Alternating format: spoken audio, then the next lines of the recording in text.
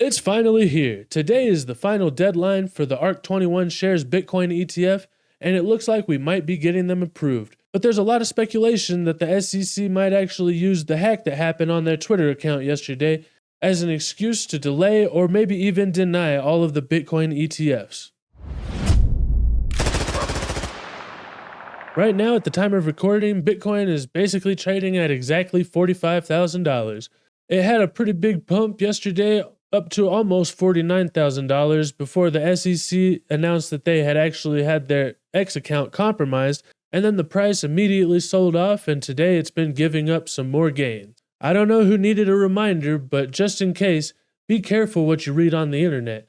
The best source of information about the SEC is the SEC, and this is directly from the SEC. If you're a responsible investor, then you may have been keeping your eye on the US SEC's X profile to see if they were actually going to announce that there was a spot ETF being approved.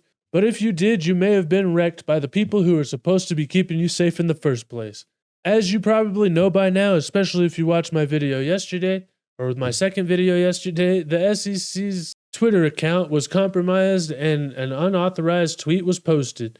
The SEC has not approved the listing and trading of spot Bitcoin and exchange-traded products, this according to Gary Gensler himself from his personal account. I guess Gary Gensler and the SEC should pay attention to this guy over here who tweeted that this is a reminder to secure your financial accounts as well as protect against identity theft and fraud. Remember to use strong passphrases or passwords, set up multi-factor authentication, and keep account alerts turned on. Oh wait, this was Gary Gensler as well. There was also a lot of speculation that maybe Gary Gensler or the SEC actually hacked themselves, or that they accidentally posted the announcement one day ahead of time by pushing the post button instead of the schedule button or something like that. But according to X themselves, they say that they can confirm that the account of the SEC was actually compromised, and we have completed a preliminary investigation. Based on our investigation, they say, the compromise was not due to any breach of X's system, but rather due to an unidentified individual obtaining control over a phone number associated with the SEC. It says we can also confirm that the account did not have two-factor authentication enabled at the time that the account was compromised. So it looks like maybe they got SIM swapped or something like that, and then they didn't have their two-factor authentication turned on, which is absolutely embarrassing, especially since, like I said, these are the guys that are supposed to be protecting us from frauds and stuff like that.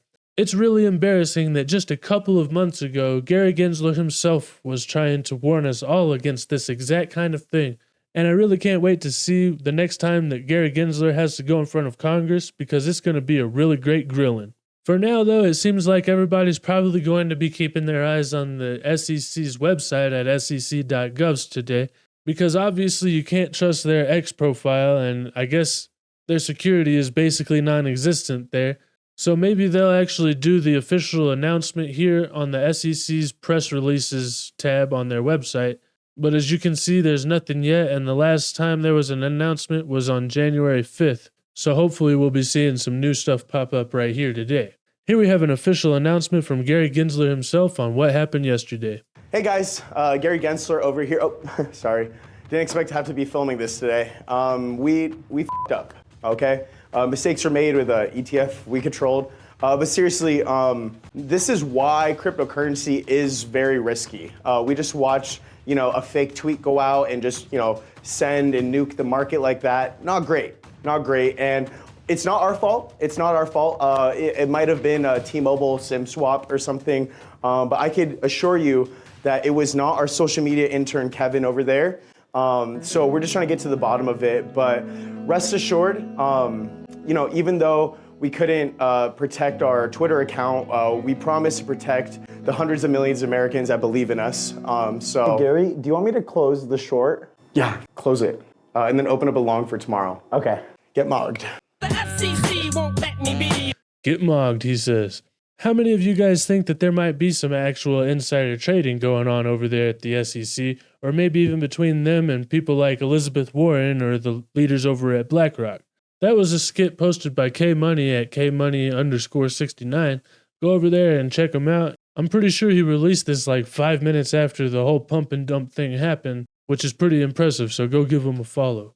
Anyway, Senator Bill Hagerty says just like the SEC would demand accountability from the public company if they made such a colossal market moving mistake, Congress needs answers on what just happened. This is unacceptable. Hopefully, we're going to be seeing Congress call Gary Gensler in front of them to explain what actually happened here, and maybe we'll see Congress putting together some kind of investigation. But in my opinion, I more or less expect them to announce that the SEC is going to be investigating themselves, which means that we're probably not going to be learning anything. This post by an insider tracker explains it perfectly well. It says the government, when they're going after your $50 in taxes, and we've got the buff Doge here, they're all powerful when it comes to your finances and paying attention to what you're doing. But this is the government when they're posting a tweet that can liquidate hundreds of millions. When it comes to their own doings, they're basically a cheems, and they're incompetent and wimpy, having no power to actually protect you or your investments. Anyway, here we have a post from the Wolf of All Streets, and he explains what actually happened, or what makes the most sense to me anyway. He says, do you want to know why the market really dumped? Because open interest was mooning with historically high funding rates to be long, 66% annualized yesterday. We just saw $500 million in liquidations, 95% of them longs in just under an hour. I've even seen some estimates as high as $1 billion, but 500 million sounds more reasonable, especially since we've got this data right here to prove it.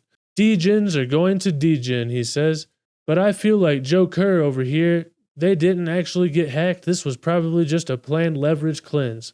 All of these longs had actual regular investors like you and me ready to make millions of dollars on the announcement of the approval of the ETFs. And with the false announcement, all of these got liquidated, and anybody who was in on this scheme would have been able to scoop up all of that Bitcoin on the low and get ready for the actual announcement so that they could make all of the money and leave the retail investors sitting on the sidelines with their liquidations.